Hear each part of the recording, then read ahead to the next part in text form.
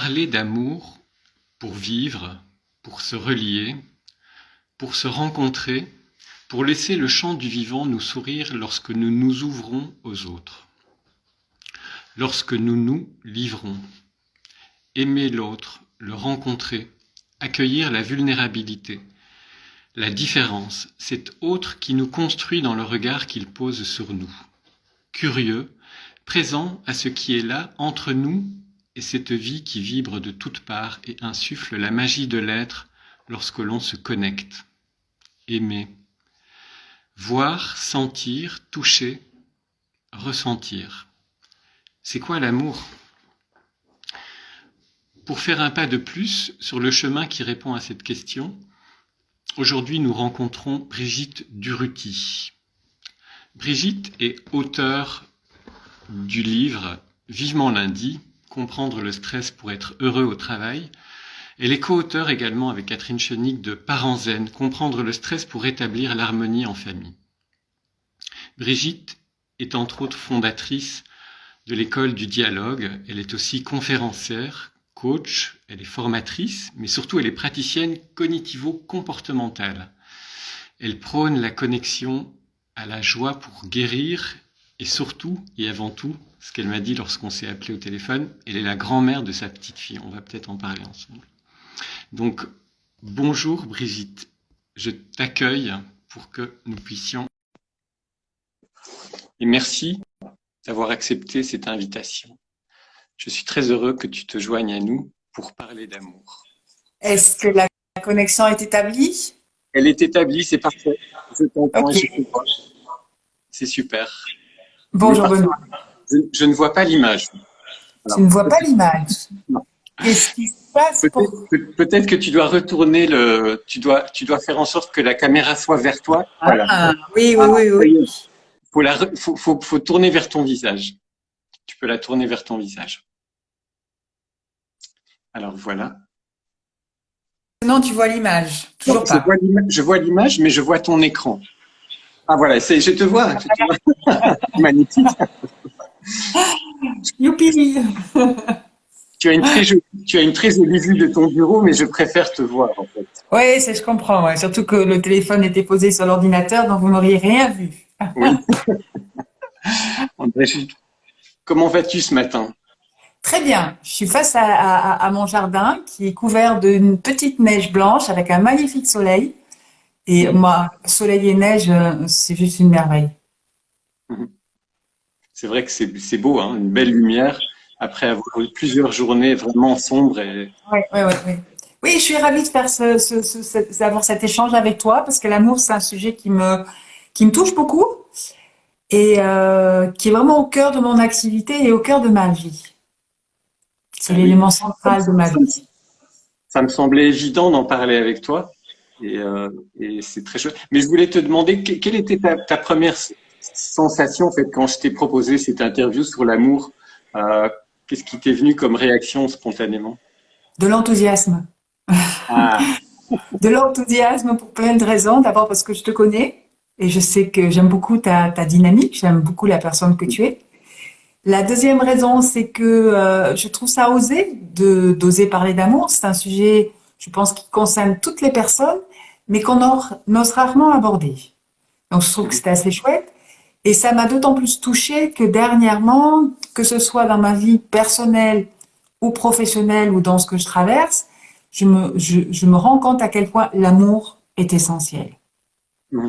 Je vais avoir 60 ans et je crois que si on devait me demander la chose que j'ai le plus appris en 60 années sur cette terre, je crois c'est à percevoir à quel point l'amour peut être une solution.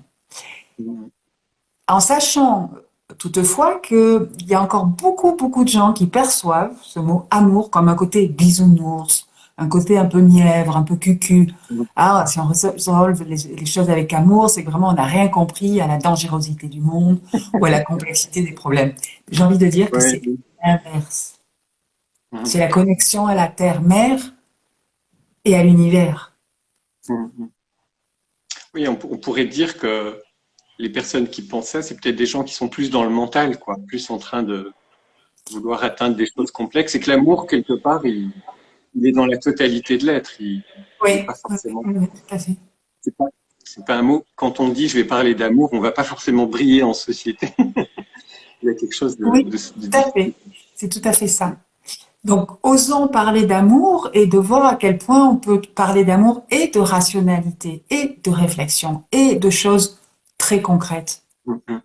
Super. C'est pas incompatible, c'est juste accéder, j'ai envie de dire, à un niveau supérieur qui nous libère. À propos de choses concrètes, quand tu entends amour, c'est quoi les premiers mots qui te viennent? À quoi le relis-tu, toi, spontanément? La lumière, la Mhm. douceur, je me relie à presque comme un baume, quelque chose quelque chose qui nourrit, quelque chose qui guérit, quelque chose qui fait vibrer, Mhm. quelque chose qui enthousiasme, quelque chose qui connecte. Mhm. Et surtout, c'est incroyable la puissance que l'on peut ressentir ou l'apaisement qu'on peut ressentir quand on se connecte à ça. Mhm. Quand tu dis quand on se connecte à ça, c'est au travers des mots que tu viens de dire, le fait de penser à la connexion, de penser à la douceur, de penser. C'est de Oui, cette manière que tu te dis que ça tu peut être connectes. juste, ça peut être mental. Je te donne un exemple. Quand je suis en coaching, donc le propre du coach, c'est d'être en écran blanc, donc il n'a pas de solution. Si on lui demande son avis, il ne sait pas. Et d'être ouvert à mon client, à ce qu'il me dit, à sa problématique, et de l'aider en l'éclairant, en montrant les zones d'ombre et de lumière, pour que lui trouve sa solution. Et il Mhm. m'arrive parfois, dans une séance de coaching, d'être perdu. Parce que la personne a trop parlé, m'a raconté trop de choses, ou à un moment donné, j'ai dit, mais où la personne me raconte quelque chose qui est vraiment très difficile à entendre et à porter. Une très grande douleur, enfin quelque chose qui, waouh, tu dis, mais qu'est-ce que moi, humble coach, je peux faire par rapport à ça? Ouais. Et un jour, un superviseur m'avait dit, mais ouvre ton cœur. Et je me rappelle cette première séance où j'ai osé le faire, donc j'étais perdue. Donc je me suis tue. Et Mhm. j'ai tout simplement, j'ai visualisé mon cœur, donc je me suis concentrée sur ma poitrine et j'ai envoyé en silence de l'amour à la personne qui était en face de moi. C'était silencieux. J'ai juste envoyé cet amour. Donc il y a eu ce silence et puis j'ai vu j'ai vu les yeux de la personne, tu vois, commencer à s'allumer.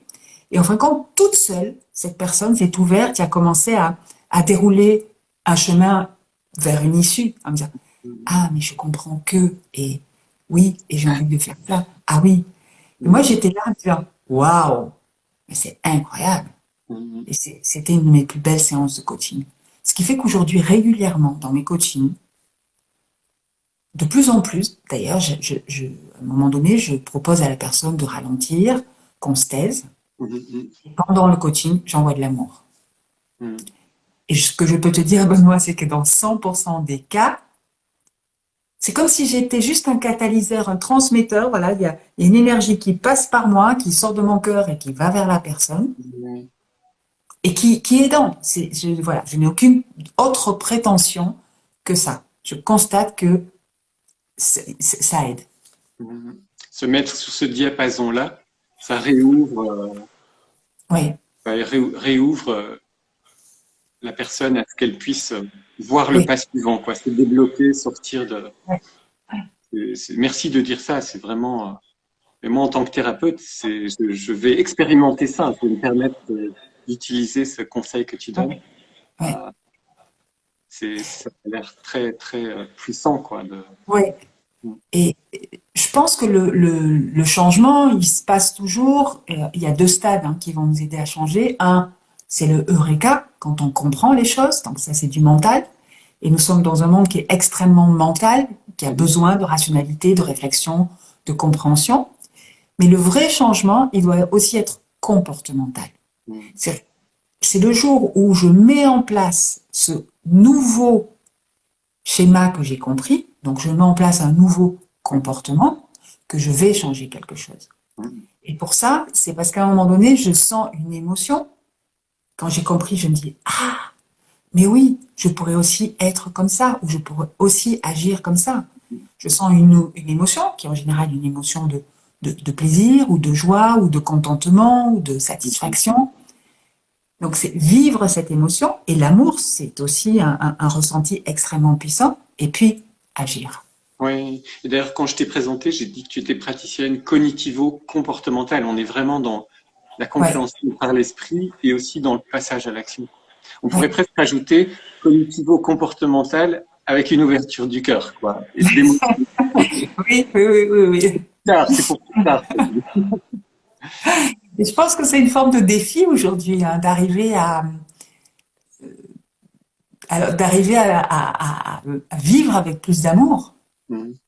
à transmettre plus d'amour, à ne pas oublier que ben, c'est le sens de la vie. Hein. Mhm. On en revient au sens de la vie. On parle Qu'est-ce beaucoup de qui- réhumaniser nos vies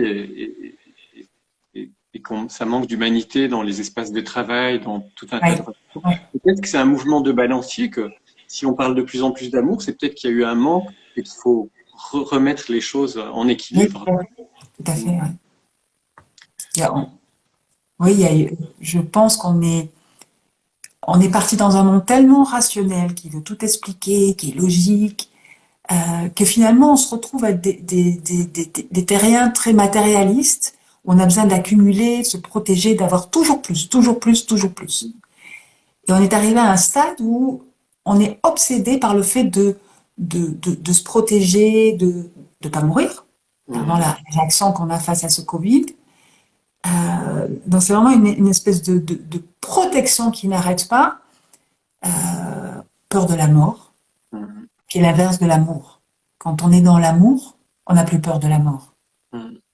Pourquoi? Parce que à ce moment-là, on accepte que la mort, bah, c'est la fin de la route. Au début, il y a la naissance. On oppose souvent la vie à la mort, mais non, la vie n'est pas l'opposé de la mort. C'est Mhm. la naissance qui est l'opposé de la mort. Et Oui, entre c'est les deux, il y a la vie. Et la vie, bah, c'est bien sûr qu'il y a des éléments extérieurs qui peuvent m'atteindre, Mhm. mais je crois que tous dans la vie, on va vivre des événements inattendus qui peuvent être des fracas énormes. Mais après, ce que moi, je vais faire pendant ce parcours-là de ma vie, ben, ça dépend majoritairement de moi. Qu'est-ce que je vais faire de ces expériences? Comment je vais les vivre? Mhm. Et si j'arrive chaque fois, et je dis pas que c'est simple, hein, mais si j'arrive chaque fois à quelque part à y mettre un peu d'amour, ou beaucoup d'amour, ben ça change mon ressenti. Donc du coup, ça change ma vie. Voilà, je peux te donner des exemples très, très concrets par rapport à ça, si tu veux.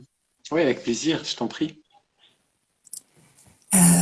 Un des plus importants et des plus intimes, je pense, c'est je traverse une maladie ou j'ai traversé, je ne sais pas très Mhm. bien si je Ouais. dois le dire au passé ou pas, un cancer. J'ai eu un premier cancer il y a une vingtaine d'années, et puis une récidive il y a 15 ans qui m'a beaucoup affectée, qui m'a mis dans la peur. Mhm. Beaucoup de traitements, les traitements qu'on connaît avec le cancer, chimiothérapie, radiothérapie, enfin, à répétition. Donc mon corps a vraiment été, la matière a été touchée, touchée, touchée. Mhm. Jusqu'au jour où vraiment je me suis dit, mais si je continue ces traitements, je vais mourir. Mhm. Donc je continue ces traitements parce que j'ai peur de mourir, mais je voudrais les arrêter, parce que je sens que mon corps me dit, stop, là, j'en peux Ouais. plus. Mais j'arrive pas à les arrêter parce que j'ai peur de mourir. Je me Oui. dis, dans les deux cas, je suis coincée. Instinct de survie qui fait qu'on se dit Ouais, mais dans les deux cas, j'ai, je, voilà, si je continue mes traitements, j'ai peur de mourir. Si j'arrête mes traitements, j'ai peur de mourir.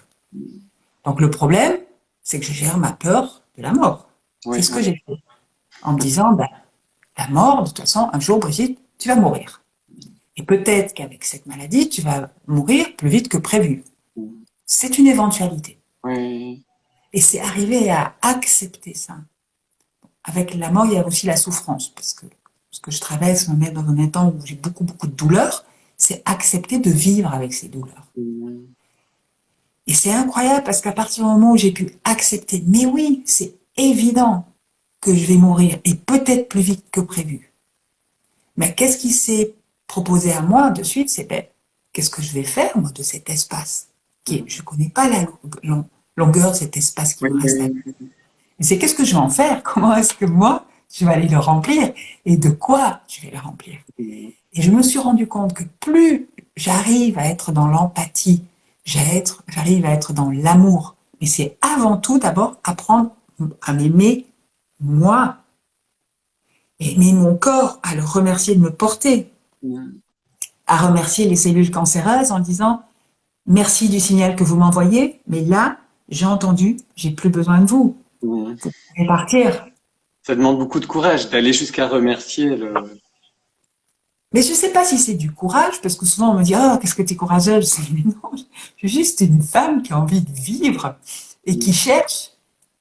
Mon mari me dit souvent ça, ben, cherchant les issues, ben, c'est ça. Oui. Et cette issue, quand je la prends, ben, quand je la regarde, en tout cas, je me dis, ben, ça devient plus simple. Mes douleurs, elles sont toujours là.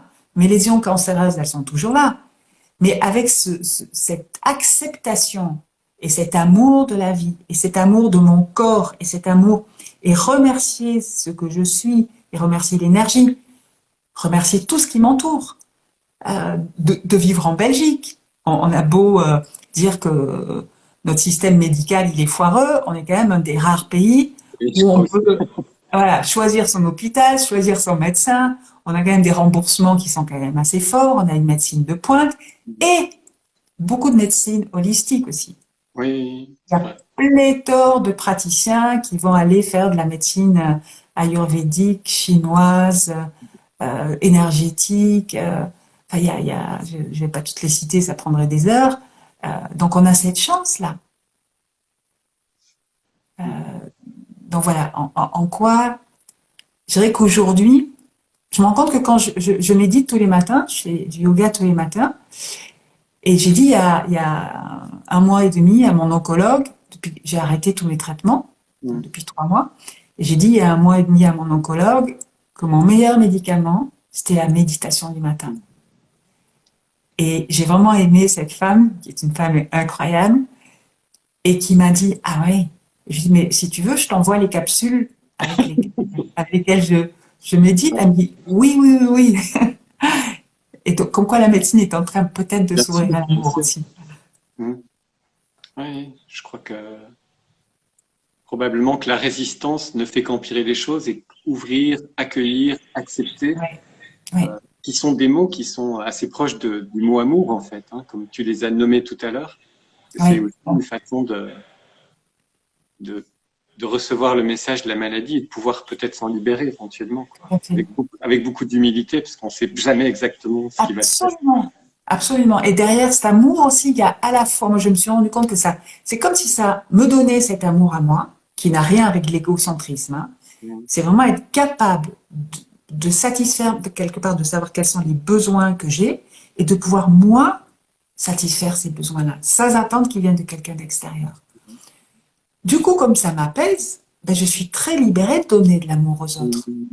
Parce que je n'attends pas que l'autre me donne de l'amour. Moi, je prends soin de moi. Donc, du coup, ça crée une espèce de cercle vertueux où j'ai beaucoup plus facilement m'ouvrir à l'autre. Et en m'ouvrant à l'autre, ben, que fait l'autre? Il me remercie, il me donne de l'amour. Donc, paf, on est rentré comme ça dans une espèce de... Ben, c'est le lien, hein. Le lien qui est super puissant. Et c'est ça, je pense qu'on doit réapprendre à... Enfin, certains le font depuis toujours, n'ont pas arrêté, mais ils sont rares. Mais dans notre société de consommation, d'hyperconsommation, je pense que c'est ça qu'on doit réapprendre à faire. Sans avoir peur d'être neuneux parce qu'on parle de l'amour, quoi. Et c'est probablement, je pense, moi j'aime bien parler de part féminine et de part masculine, parce que je pense qu'un humain équilibré, ben, il incarne sa part féminine et sa part masculine. Je pense que c'est la part masculine qui est guerrière aujourd'hui, qui se veut rationnelle, qui a peur de cet amour, qui a peur quelque part qu'en se connectant à ça, la part guerrienne fonde et qu'il ne soit plus rien. Mais non, en se connectant à l'amour, la part guerrière, elle devient une autorité qui avance avec bienveillance. Donc on ne perd pas sa force, on la gagne. Et sa force, au lieu de devenir pointue et agressive, elle devient une rondeur.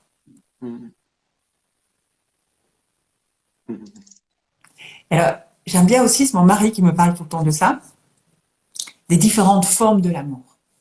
Et ça, c'est vraiment quelque chose qui m'inspire. Mhm. Donc, en français, on n'a qu'un mot. Les Anglais, ils ont love and like, mais en français, on n'a que aimer et amour. La première, c'est la pornéa. C'est l'amour spontané, en fin de compte, que la maman a pour son petit bébé. Oui. C'est cet amour, dans le pornéa, on a envie de manger l'autre. Mhm. Mais c'est l'amour aussi des Fusionnel. amoureux. Il y a une Voilà, fusion, quoi. la fusion, et à ce stade-là, on a vraiment envie de tout le temps de posséder l'autre, de le manger, de le mordre. Ça fait mal, hein, de mordre dans la pornéa. Et puis après, il y a l'éros. L'éros, c'est le partage du plaisir et de l'amour sexuel. Mhm. Alors, il y a quelque chose de très, très sensoriel dans cet éros. Et c'est vraiment, c'est un amour égocentrique, hein, qui est partagé dans l'éros. Et puis après, il y a la philéa. La philéa, c'est l'amitié. Mhm. Donc, c'est un amour où à ce moment-là, l'autre n'est plus objet, mais il devient sujet, Mhm. ce qui change tout. Parce que l'autre, il existe par lui-même. Dans l'altruisme, on va dire. Tout à fait. Il est différent de moi, mais il y a quelque chose qui me connecte, qui me lie à lui dans cet amour filial. Et puis après, il y a l'agapé. L'agapé, c'est l'amour divin. C'est l'amour inconditionnel et c'est la seule dimension d'amour dans laquelle on peut aimer son ennemi. Mhm. C'est la plus difficile. Moi, il m'arrive parfois d'accéder à cet amour agapé, mais avec les gens avec qui je suis pas en conflit ou avec les gens. Et je me rends compte qu'il y a des gens où j'ai une espèce de résistance comme ça. J'y arrive pas. Mhm. J'arrive pas à leur envoyer à rentrer dans cette dimension-là. C'est comme si je devais rester fâchée avec eux. Toi, je devais rester la guerrière. J'arrive pas à lâcher ça. Non, non, celui-là, non, non, je peux pas lui envoyer mon amour.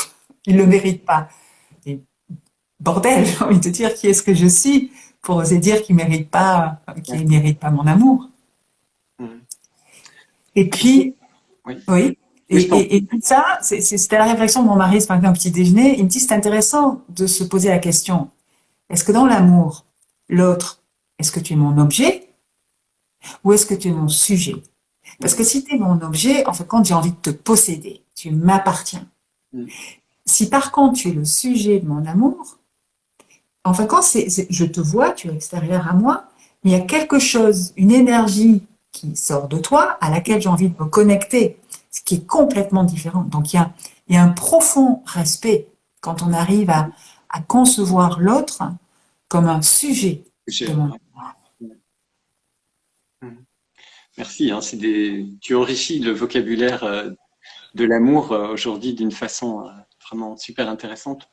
À propos de personnes, est-ce que dans ta vie, dans ton parcours, que ce soit dans ta famille, dans ton enfance ou peut-être dans des personnes qui t'ont inspiré, est-ce qu'il y a des gens que tu relis au mot amour? Est-ce qu'il y a eu des personnalités qui sont pour toi Ah oui, inspirantes? très fort, très très fort. Alors, petite enfance, c'était mes parents. Et puis, alors j'étais totalement dépassée à la naissance de mon fils. Où mon fils est né, où ça a été, oh, je me rappelle que je crois que j'ai mis 72 heures à arriver à dormir tellement je lui dis, ah, il y avait l'incarnation de cet amour qui m'a complètement dépassée. Mon fils Thomas a 31 ans. Un des plus grands bonheurs dans ma vie, c'est que ça fait 31 ans que cet amour est indemne Mhm. et nourri de part et d'autre, Mhm. malgré le chahut de la vie. Ça ne veut pas dire qu'il n'y a pas des moments où on Oui, a bien sûr. été en accord, mais cet amour, il est aussi puissant. Et puis 1 an et demi ou 2 ans après, je suis tombée enceinte de ma fille, Tatiana, et j'ai senti de suite que c'était une énergie vraiment très très forte, Tatiana complètement différente de Thomas. Et puis j'ai eu peur. Je me rappelle confier à une de mes amies intimes, Brigitte, lui dire, mais enfin, j'ai peur de ne pas arriver à aimer ce petit enfant aussi fort que le premier, parce que je l'aime tellement, Thomas, que je me dis, mais où est-ce que je vais trouver l'amour pour aimer Tatiana? Mhm. Et Brigitte m'a dit cette phrase magnifique, elle me dit, mais l'amour, c'est comme le soleil. Quand tu vas à la plage et que tu te couches sur le sable pour profiter pleinement du soleil, si une deuxième personne arrive et se couche sur le sable, ben, tu as la même intensité de soleil, hein, elle ne t'enlève rien. Il en Et reçoit là, autant. pardon? Il en reçoit autant, quoi. Il y a autant de lumière pour lui. Et là, j'ai compris que ce petit enfant à venir, Tatiana, oui, j'allais l'aimer de la même façon que Thomas, sans rien enlever à Thomas. Et c'est effectivement ce qui se passe. Tatiana a 28 ans aujourd'hui et je peux faire le même parallèle qu'avec Thomas. Je suis nourrie de la qualité de notre amour. Est-ce qu'on pourrait dire que la capacité d'aimer n'a peut-être pas de limite, qu'on peut aimer Oui, oui, en oui, nombre? oui. Et je dirais que plus on aime, plus on ouvre son cœur, plus ça devient facile. J'ai la chance d'avoir l'amour de mon ami, de mon mari aussi, qui est un ami, qui est très très riche quand il me parle de personnes qui sont des personnes clés pour moi. L'amour, ouais. Et je pense aussi à un moment avec mon père. Mon père a 87 ans. C'est plutôt un militaire, donc rationnel, posé, carré. Il y a des choses dont on ne parle pas, donc le mot amour ne fait pas partie de son vocabulaire. Et j'ai osé, il y a 3-4 ans, lui dire, papa, le plus important, c'est que je t'aime. C'était la première fois de ma vie, hein, donc j'avais 56 ans, quelque chose comme ça, ou 57 ans, que j'osais dire à mon père, le militaire, que je l'aimais. Il n'a rien dit sur le moment, mais ça a fondamentalement changé notre relation. Le lendemain, il m'appelait en me disant, oui, c'est bien ce que tu as fait hier, c'est très bien ma fille ce que tu as fait hier. Et il s'est installé entre nous une forme de douceur, tu vois. J'arrive à rire avec lui maintenant. Il y a comme s'il y avait une espèce oui, j'ai envie de dire quand je vois la neige, je vois ce cristal au travers de laquelle passe la lumière et qui du coup envoie la lumière dans tous les sens. Ouais. C'est ça qui s'est passé en osant dire à mon père que je l'aimais. Oui, mais en fait, tu parlais tout à l'heure qu'en coaching, dans des moments de blocage, tu ouvrais le cœur. Quelque part, tu as ouvert le cœur avec ton père, en fait, en brisant un conditionnement relationnel qui était très dans le béton. Tu as osé, par le mot amour, faire fondre ce conditionnement et renouveler la relation, quoi. C'est très beau. Ouais, c'est tout à fait ça. Tout à fait. C'est un cadeau dans les deux sens, en plus. Mais oui, oui, tout à fait. Ça a changé notre relation. Donc moi, mon lien à mon père, mais je pense, oui, je le ressens, le lien de mon père vis-à-vis de moi, tout à fait. Et pour arriver à faire ça, quand c'est arriver à voir l'autre dans sa globalité, il a ses qualités, il a ses défauts, il y a ce qui est facile pour moi, ce qui l'est pas, mais moi c'est pareil. Hein. Mais c'est pas la personne qui bloque, c'est un des comportements, ce que la personne a dans son sac à dos, un des comportements de la personne qui m'empêche de me connecter totalement à elle. Et si je vois ça comme ça, du coup je reviens à moi. Si pour moi c'est important d'être juste et d'ouvrir mon cœur auprès de cette personne, ben je ne m'arrête pas par le fait que son comportement ne me convient pas. Oui. Je me connecte voilà, je me branche à ce qui me semble le plus cohérent pour moi. Et je constate que malheureusement, il y a des personnes qui n'en veulent pas de cet amour, comme si ça allait les mettre en danger. Tu parles de personnes qui ferment la porte, c'est ça, vis-à-vis de toi, ou tu parles de Oui. choses que tu vois à l'extérieur ou... Ben, que ce soit vis-à-vis de moi, ou je vois dans les relations humaines et dans ce qui se passe aujourd'hui dans le monde, on se protège de l'amour, ou il y a une protection de l'amour qui se fait en le remplaçant par du rapport de force. Donc, je vais plutôt t'écraser, conquérir ton territoire et imposer ma loi, plutôt que de m'ouvrir dans une dimension de partage. Parce qu'en amour, on parle bien de partage. Il y a personne qui gagne, il y a personne qui perd en amour. C'est un partage. Donc, injecter cette énergie dans les sociétés, dans les entreprises, je viens du monde de l'entreprise, moi. Oui, j'aime bien entendre ça, hein, l'idée d'injecter ça dans l'entreprise. C'est fondamental. Et ça peut être aussi simple que si on est suffisamment attentif aux gens qu'on embauche pour s'assurer qu'ils aiment ce qu'ils font. Donc, quand on aime ce qu'on fait, donc on le fait avec son cœur. On le fait bien. Donc, qu'est-ce qui se passe? On est content d'aller travailler. Et quand on est content d'aller travailler, on fait du mieux qu'on peut dans cette entreprise. Donc, du coup, comment va l'entreprise? Elle va plutôt bien, parce que les gens qui travaillent dans le cœur de cette entreprise sont des gens qui ont envie de bosser, qui ont envie d'avancer. Ils y mettent du cœur, comme on dit. Mais complètement.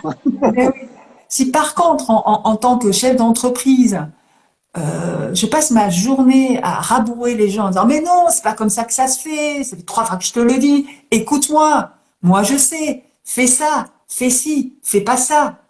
Ben, Mm. qu'est-ce que je fais? J'infantilise les gens, je les agresse, je coupe la relation, je coupe le lien. Je suis persuadée, moi, que je suis au-dessus de la mêlée, que je vais beaucoup mieux que les Ouais, autres, mais je suis juste un chevalier qui est là avec son armure, son sabre, ses épées, et qui va décapiter tous ceux qui font pas comme moi, je pense. Et c'est ce qui se passe majoritairement dans le monde d'entreprise, qui est en train de changer, hein, et qui, j'espère, va continuer à changer. mm. Oui, je C'est crois que notre humanité. en tant que coach et en tant que thérapeute, on voit beaucoup de personnes qui sont en burn-out. Et souvent, Oui, c'est un oui, signal qu'on a déconnecté l'amour de soi ou l'amour de son job ou oui, qu'on ne se sent pas aimé par l'employeur, respecté et qu'on n'arrive pas à lui dire c'est aussi ça. souvent. Donc, Oui. C'est important ce que tu dis parce que pour se sentir aimé, il faut d'abord être capable de s'aimer soi-même. Et il y a un petit mot qui touche beaucoup parce qu'il y a des gens qui sont comme ça, les gens qui font des burn-out sont des gens, en fin de compte, qui ont un comportement trop développé. Ils n'arrivent pas à arrêter de produire. Donc, en fin de compte, ils sont très respectueux de l'autre.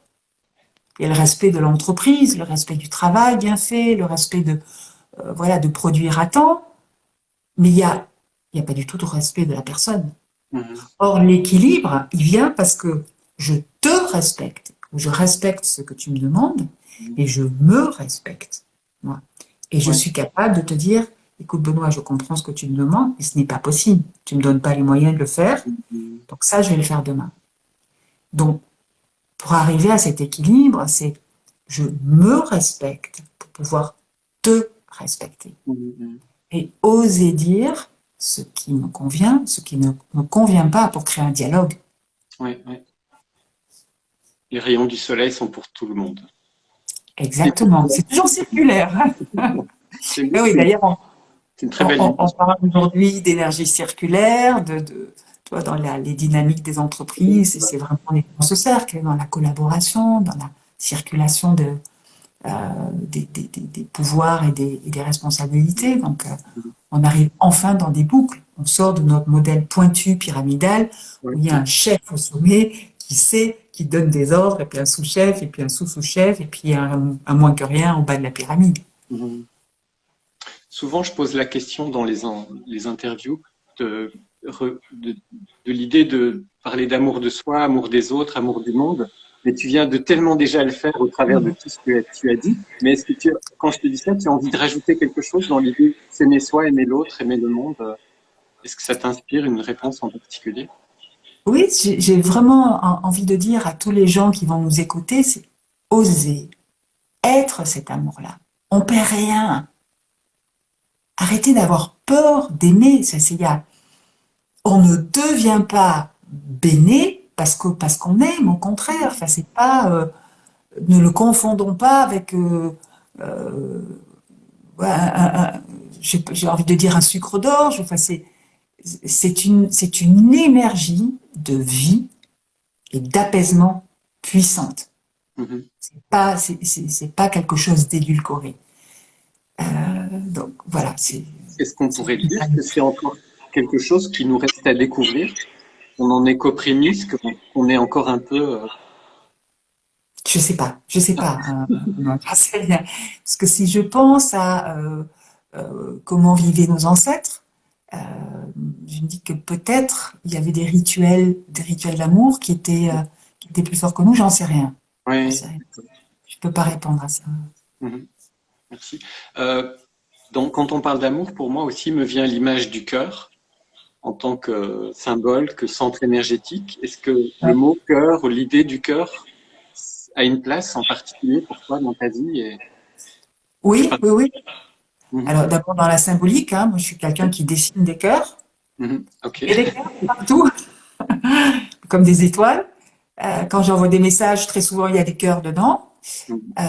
Et c'est assez chouette parce que tu vois, dans tous ces émoticônes qui sont rentrés, qui sont devenus tout à fait qui font partie de notre quotidien aujourd'hui, c'est quand même très très chouette de pouvoir écrire un message, de terminer par un cœur, parce que quelque part, les petits cœurs vont aller expliquer que, quelle que soit la manière dont tu comprends ma phrase, Il y a toujours le risque que l'autre interprète différemment de ce que j'ai dit. Les petits cœurs, c'est-à-dire mon intention, c'est de l'amour. Oui, oui, c'est vrai. Ouais, injectons ces petits cœurs euh, dans notre vie, dans notre communication, dans nos intentions. Et à nouveau, c'est très souvent la part féminine qui ose faire ça. Donc, je dirais que le plus important aujourd'hui, c'est que la part masculine puisse arriver à comprendre que tous les bienfaits qu'il y a dans cette connexion du cœur. Mhm. Ouais. Quoi Oui, le cœur, il est fondamental parce que c'est quand même le jour où il s'arrête de battre qu'on arrête notre vie Ouais, ouais. pour partir ailleurs. Ouais. Je sais pas. Puis tu nous as parlé de ce moment en coaching où tu ressens un blocage et tu vas te connecter vraiment au cœur, quoi. Oui, c'est essentiel. Énergétiquement, je crois que Ouais, tu te ouais. reportes à cette zone. Et ça, ouais, ça me permet de me sortir de ma rationalité aussi, parce que très très souvent on a envie d'être logique, de faire appel à tout ce qu'on connaît pour pouvoir aider l'autre. C'est accepté, mais ça m'arrive aussi quand on a des réunions dans une entreprise, c'est accepter à un moment donné, il y a quelque chose qui se passe, et c'est se dire, oh, j'en sais rien, je sais pas comment on peut gérer ça. C'est accepter quelque part de faire une pause, respirer, puis se connecter à soi. Hein. Je parle toujours de connexion, mais pour moi c'est vraiment ça, c'est s'ouvrir en disant, je sais absolument pas comment je peux aider quelqu'un ou comment je peux gérer cette crise. Je m'arrête et dans cet arrêt, dans cette ouverture, qui est une ouverture à soi et à son cœur, il se passe toujours quelque chose. On devient plus intelligent quelque part. Et ça s'explique aussi dans l'approche neurocognitive et comportementale. On explique que tant qu'on est fermé, on est bloqué par notre stress qui nous empêche d'avoir accès à notre intelligence préfrontale. S'arrêter, respirer, s'ouvrir, c'est à nouveau se mettre en capacité de trouver des solutions à une situation complexe. Donc pour moi, c'est relié à cette énergie du cœur.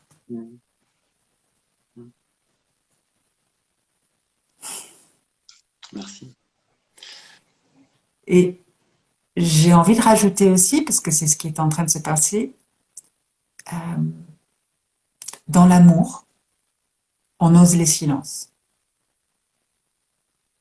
C'est rigolo parce que je donnais une formation hier dans laquelle j'expliquais aux gens qui étaient là, si vous voulez accroître un message que vous faites passer, hein, et là je parle vraiment surtout en entreprise, c'est poser une question et taisez-vous.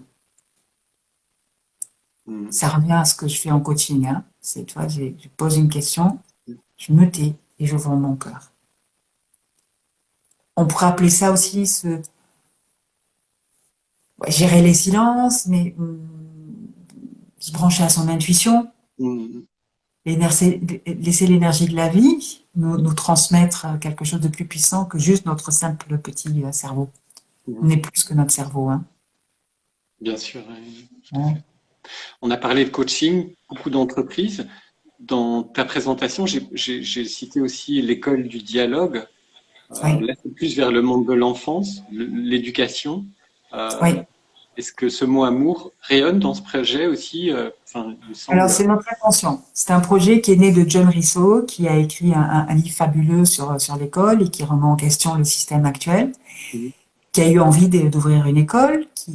Voilà, on l'a rejoint dans ce projet. On était 4-5 au départ à porter ce projet.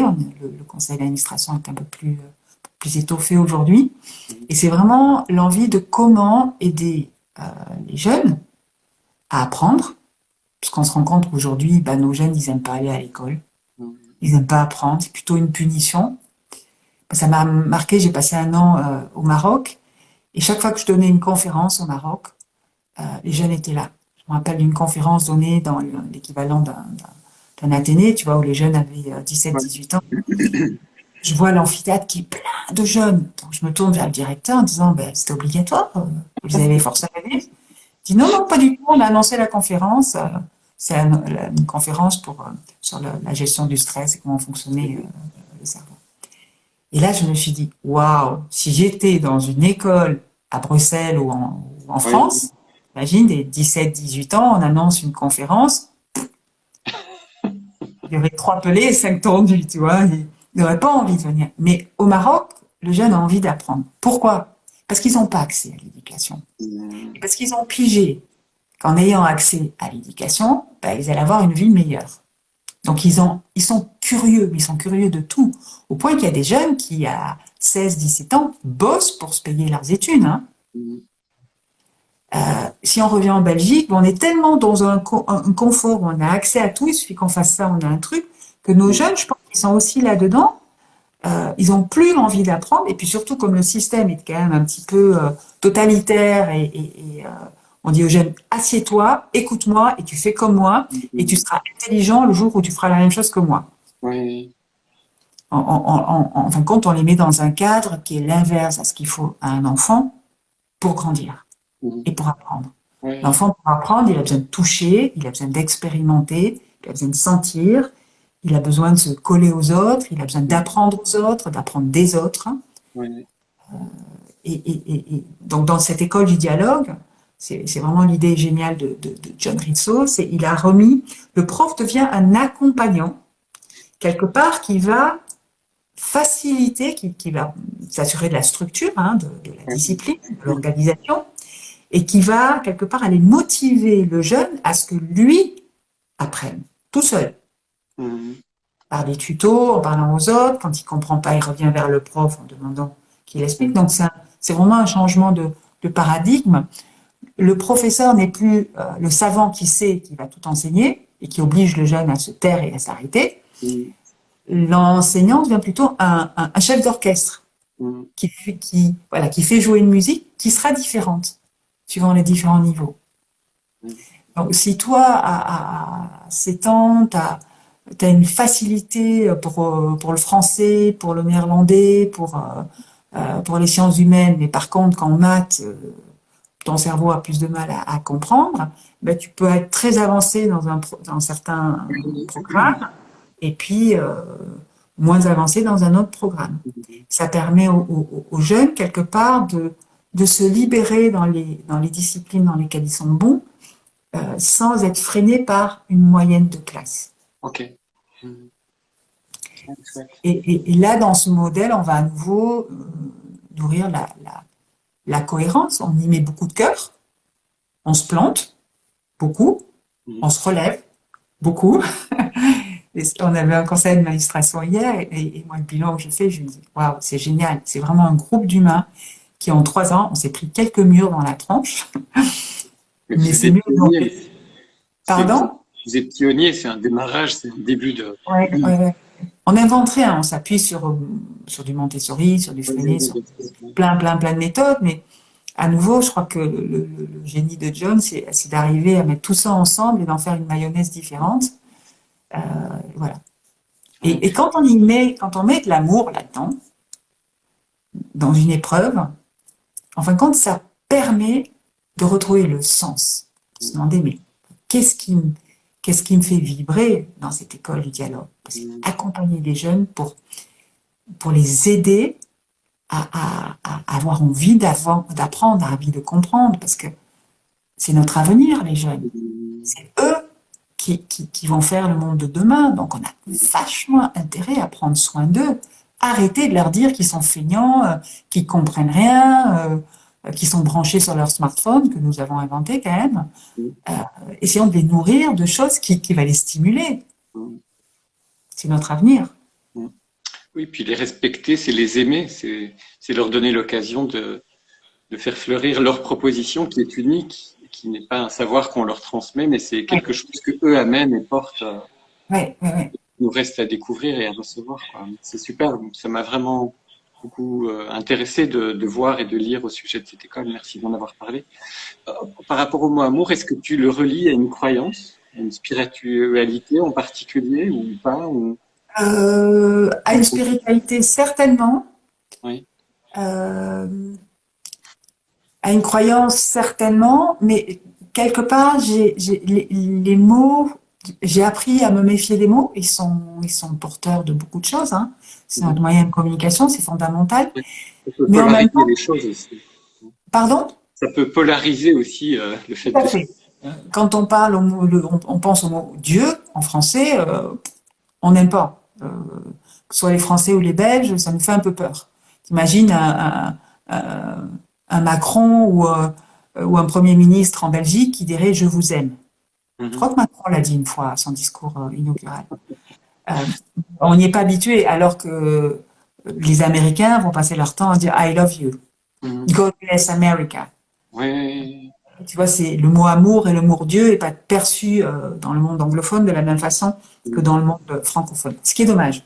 Donc, dire que je me connecte à Dieu, je suis prudente. Parce que pour beaucoup de personnes, ils vont dire, ah ouais, les catholiques, ou ils vont chercher une Ouais, religion, mettre une étiquette. Voilà, ah, tu crois en Dieu, toi. Je crois en la vie. Alors, dans le livre que je suis en train d'écrire, je dis, moi, je fais l'hypothèse de Dieu. L'hypothèse de Dieu, c'est quoi? Ben, je fais l'hypothèse qu'il y a quelque chose de beaucoup plus grand, une énergie absolument fabuleuse, fondamentale, qui a créé le monde, qui nous a créés. Et pour moi, c'est cette énergie d'amour. Alors après, tu l'appelles Dieu, Allah, Yahvé, énergie, les astres, tu l'appelles comme tu veux. Chacun peut le nommer comme il veut. C'est pas la même chose qu'une religion qui a donné des dogmes, donc des chemins. Mais je pense que la connexion à cette énergie puissante d'amour, elle est unique. C'est chaque personne avec son lien d'amour. Il l'appelle comme il veut. Et osons, quelque part, aller au-delà des mots. Et ne pas réduire Dieu à un humain, un super-humain, ou un humain avec des super-pouvoirs. Non, non, c'est quelque chose de beaucoup plus vaste, qui a quand même créé l'univers. Hein. Donc... Oui. Est-ce qu'il y a un symbole en particulier que tu relis à l'amour, ou un lieu, ou un objet qui Alors, te renvoie à des symboles, oui. Je porte souvent voilà, un petit cœur. Je pense à un cœur qu'une femme que j'aime beaucoup m'a offert il y a une trentaine d'années. Chaque fois que je le porte, je me connecte à elle. Moi, c'est beaucoup la tendresse qui va s'installer entre deux personnes. Et si tu me parles d'amour et de lieu, oui, je pense à mon Pays Basque. C'est là que je suis née. J'aime la lumière de cet endroit. J'aime la force des vagues. J'aime l'énergie qui sort de cet endroit. Et quand je parle d'amour, moi, je suis toujours connectée à la nature. J'ai besoin de nature. J'ai besoin de lumière. J'ai besoin d'aller chercher la force de la nature. Donc, c'est aussi quelque chose que j'ai envie de transmettre, tu vois. Osons sortir de nos maisons, osons aller nous mettre, marcher dans la forêt, aller nous connecter à la nature, écouter le chant des oiseaux. C'est incroyable, la puissance que ça peut envoyer dans nos veines, hein, d'écouter le chant des oiseaux, de regarder la nature, de regarder la nature pousser. Le Pays Basque, c'est un pays assez intense. Tu dis, il y a la mer, il y a la montagne, il y a le caractère des Basques. C'est beaucoup d'énergie. Il y a de la vitalité, c'est beaucoup de vie, quoi. Donc, est-ce qu'on pourrait dire que l'amour, c'est cette vie, c'est cette puissance de proposition de toutes ces différentes choses? Oui, tout à fait. Je pense que l'amour, c'est ce qui donne envie. Et dans le mot envie, si on parle la langue des oiseaux, hein, il y a le fait d'être vivant. Donc l'amour nous rend vivants. Imagine une vie sans amour.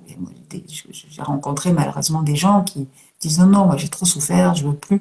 Des gens qui vivent isolés, qui se referment parce qu'ils ont trop peur de souffrir dans une nouvelle relation, parce qu'ils ont eu une relation qui les a blessés, et qui d'un coup se renferment. C'est comme si leur vie devenait plus petite, c'est comme si tout d'un coup leur horizon devenait en noir et blanc.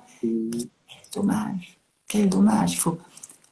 Je pense que on ne doit jamais se couper de l'amour. Jamais, jamais, jamais.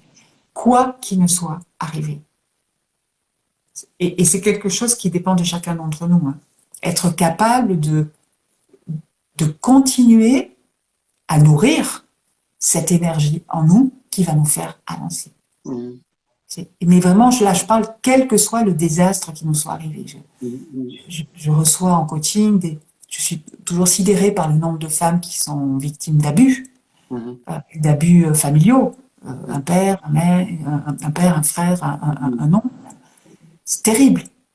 d'avoir été abusée, d'avoir été violée. Mais même en ayant vécu des drames comme ça, réapprendre à mettre de l'amour dans son cœur, à se guérir soi-même, c'est rester vivant. C'est arriver à se distancier de l'autre, peut-être le pardonner un jour, j'en sais rien. Mais on ne devient pas plus faible, on ne devient pas un mou, on ne devient pas une chique molle parce qu'on donne l'amour à quelqu'un qui nous a fait du mal. Au contraire, on s'agrandit, on brille. Donc là aussi, l'amour comme un chemin de guérison, de même que la joie, en fait, d'une certaine manière. Oui, tout à fait. Et quand tu m'as posé la question tout à l'heure, quand je pense à l'amour, est-ce que je pense à une personne?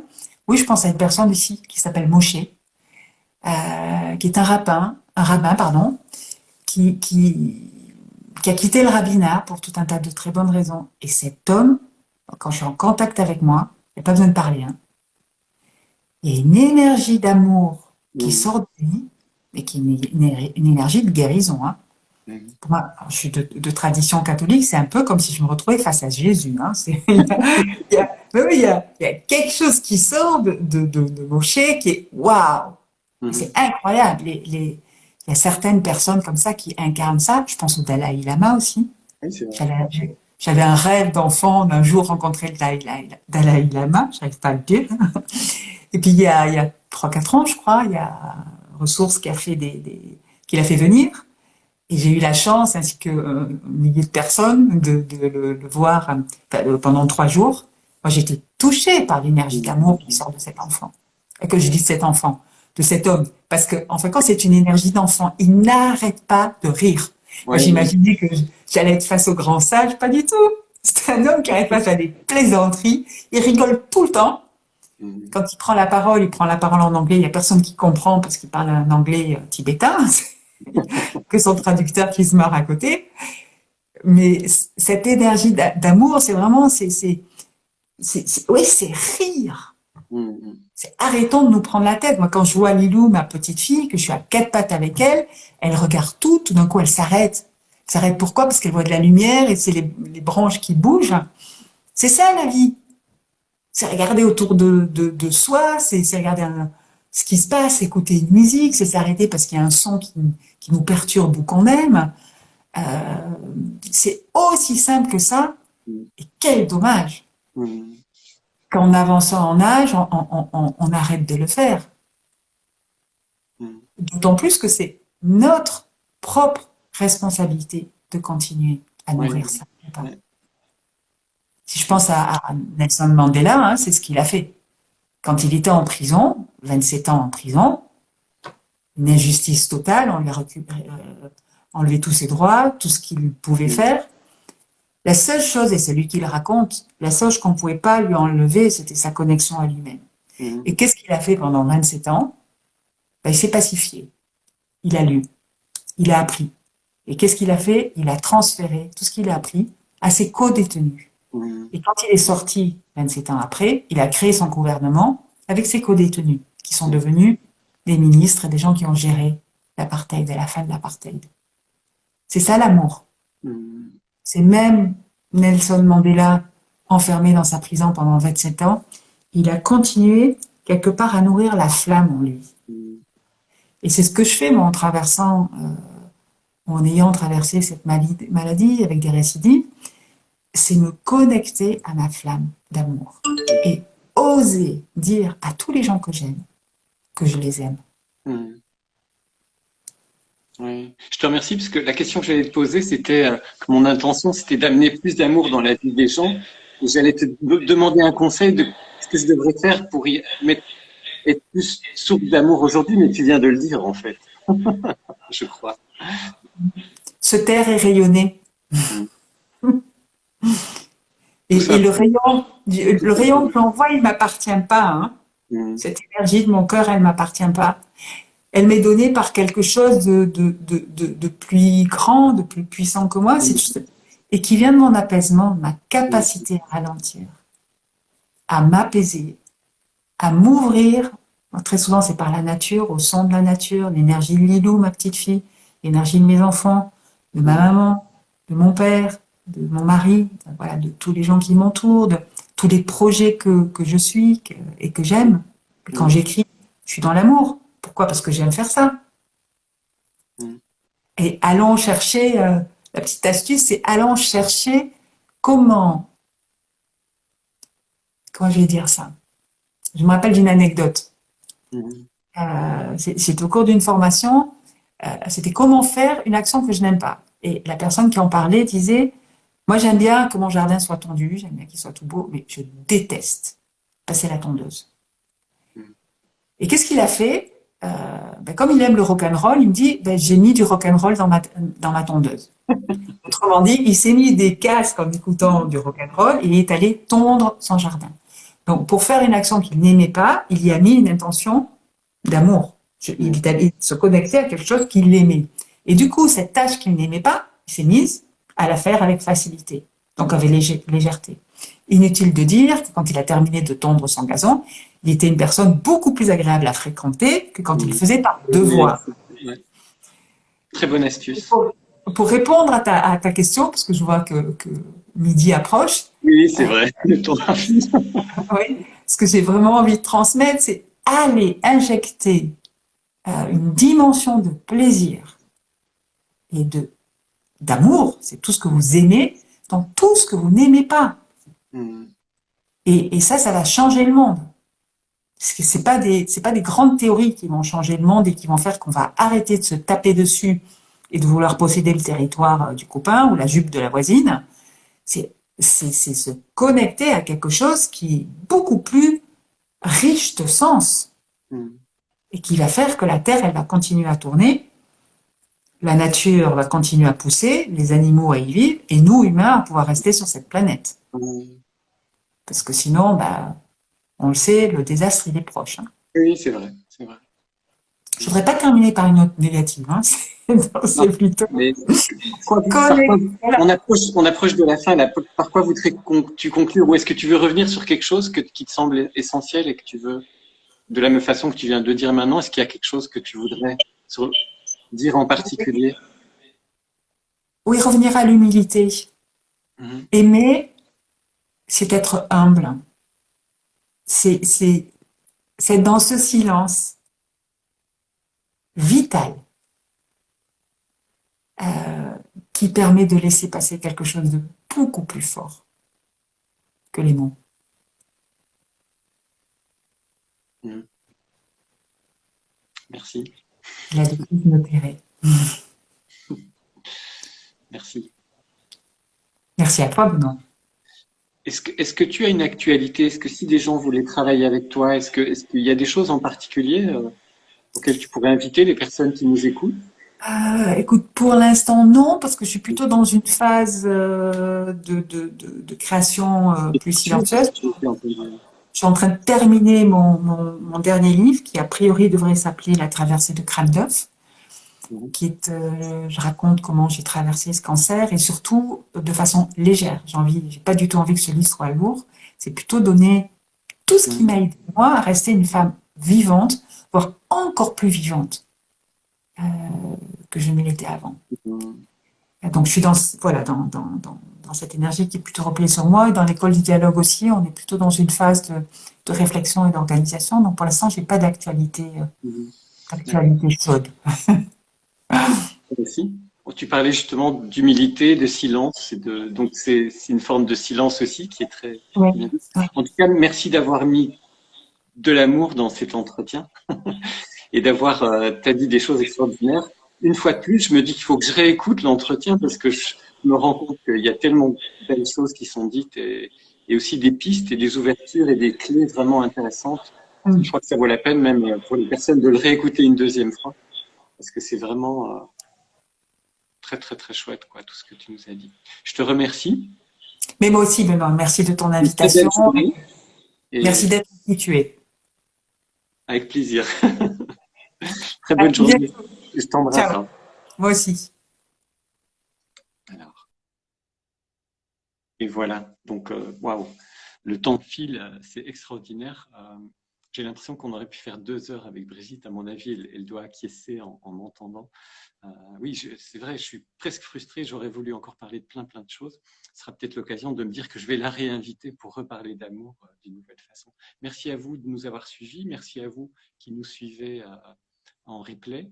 Le prochain interview d'amour se fera avec Marc Vossen, qui est le CEO du N Group, un homme de médias, mais qui va nous parler justement de l'amour et de ce mot et de la façon dont il résonne dans sa vie en tant qu'entrepreneur, mais aussi dans ses entreprises et dans la façon dont ça se passe. Voilà.